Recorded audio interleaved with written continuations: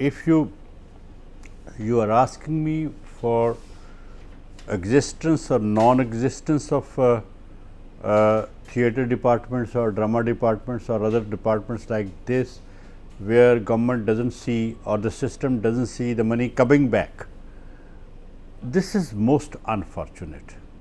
In fact, the total approach of the establishment is to withdraw itself from the educational system.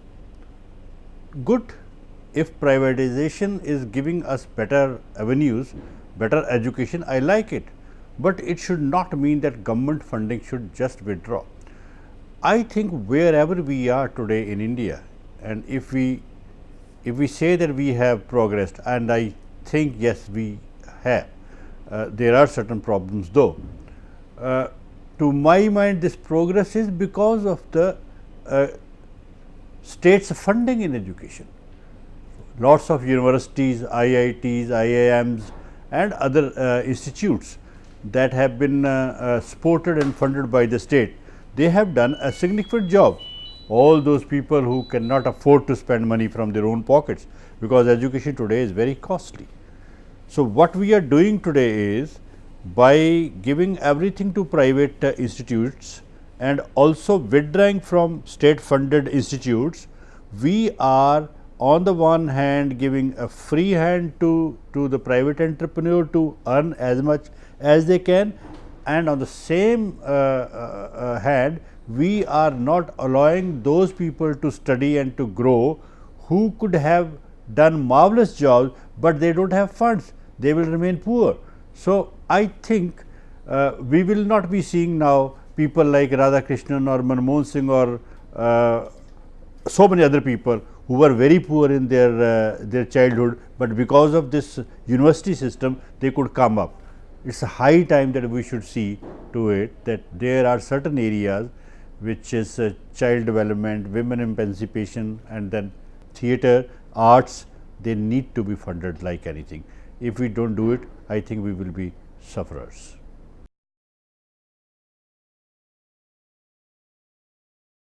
I would add, it was not only state repression, it was repression for both the sides. State was also repressive, and those people who were for a separate state, a separate Khalistan, they were also doing, I mean all those things which they should not have done as human beings or as Sikhs. So, general public was under pressure from both the sides, nobody was coming to their help.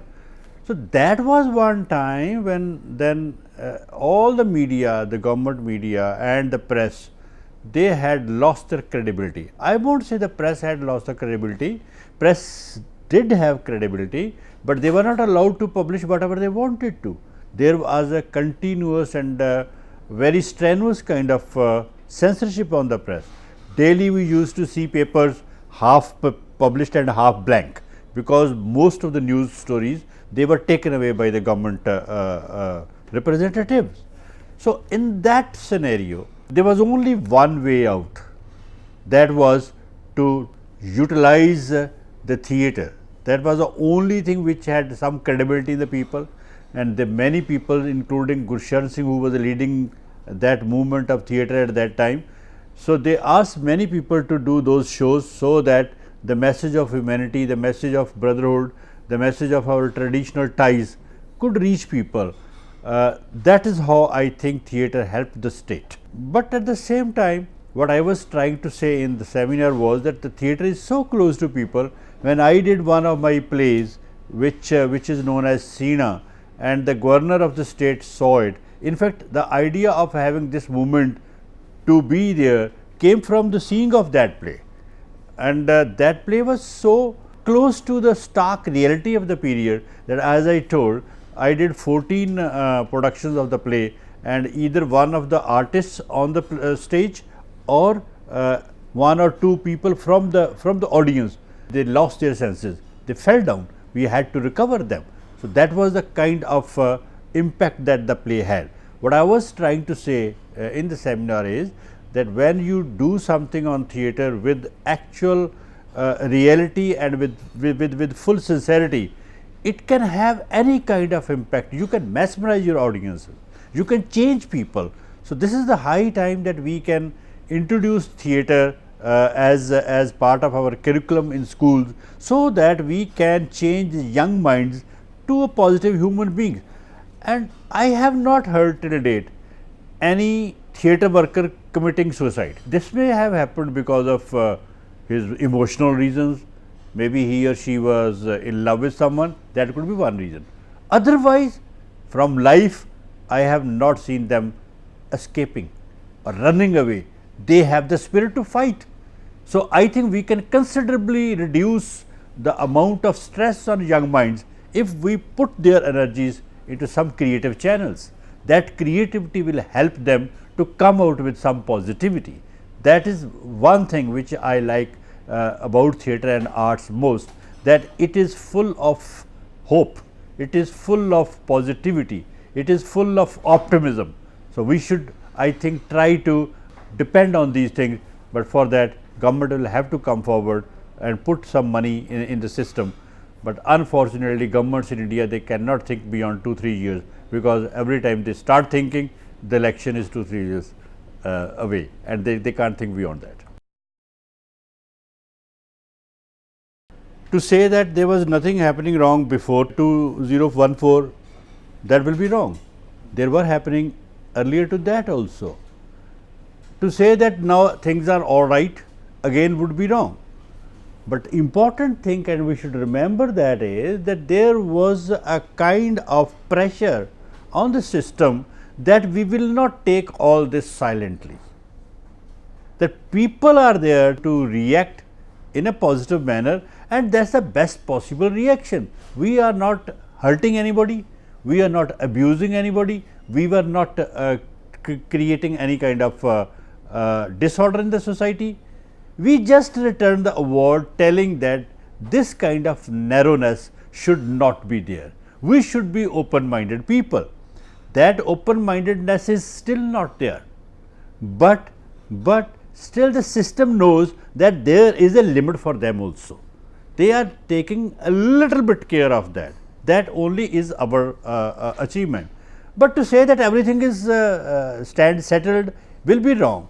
And then why people should vote for those people who are not at all concerned about the agrees of people. So, to say that if we have returned the award, for that matter Bihar has lost, no, it is wrong. And for that matter government is right, and for that matter UP they have won, it again is wrong. We wanted to create a kind of example that people here will not take everything lying down. They will certainly react to the certain situations, and so many intellectuals they got together. This is a history in itself, and I think this will remain part of the psyche of the establishment. They will always consider this thing. And to tell you truth, I have seen some change in the attitude of the establishment also. If I am sitting here today in Sahitya Academy, the same Sahitya Academy people or some other people said these were fake awardees.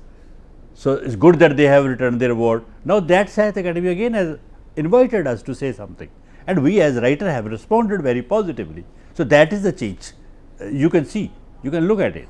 So, it is not that we are anti-literature, it is not that we are anti-humanity.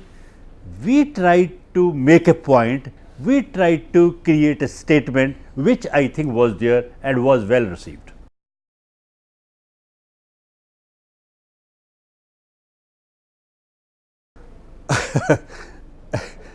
See, people coming from northeast would naturally tend to think that North India is a one entity. It is not. As I was referring to some phenomena in the society in my presentation in the seminar, I must tell you Punjab is distinctly different from other things. We have always been, we are a mindset which is ready to change. That change makes us move towards all the direction of the world. We are in a good number in Canada, in Australia, in America, in Britain, in European countries, even in Africa. That is the kind of adventurous nature of the people which their mindset accepts. I am not saying everything is good there. I am not saying the remnants of feudalism are not there.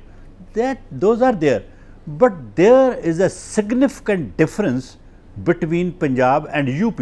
For example, about 15 years back, I did a play which will be soon maybe published by the Sahitya Academy itself in English also, Song of Sarangi. Sarangi is an instrument, Song of a Sarangi. In that play, I have a relationship of two young ladies that is bordering on lesbianism. It's not lesbianism as such, it's highly bordering on that. It could be interpreted as lesbianism, and I did that play on stage in Punjab, though people were little surprised when I did it in Pune. They were not much surprised when I did it in Mumbai, but they were little bit surprised also when I did it in Punjab, but still it survived. Then after 10 years, that was in 2011-12, I again did it. People said, it's okay, now it's stale, say something beyond it. You know what I am saying? So, in Punjab, people are ready to accept such things. The moral policing will not work in Punjab. Punjab also is a caste-ridden society, but it is coming out of its clutches. I won't say it's very model kind of or very ideal kind of social setup, but whatever is happening in UP, I think it's very tragic. Now, UP people should think why they voted for such a government, but at the same time, any relationship, if you just try to put it as unethical, would be again very wrong, and that mindset is very much prevalent in UP, and it's not only with this present system. Even your earlier chief minister, what did he say? अगर एक लड़का गलती कर लेता तो क्या उसको फांसी लगा देना?